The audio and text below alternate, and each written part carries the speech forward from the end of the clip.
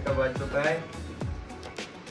Acer helios जो भी नाम है उसका i7 4050 ग्राफिक कार्ड है इसमें, और बाकी सब डिटेल्स वाली वीडियो में दूँगा।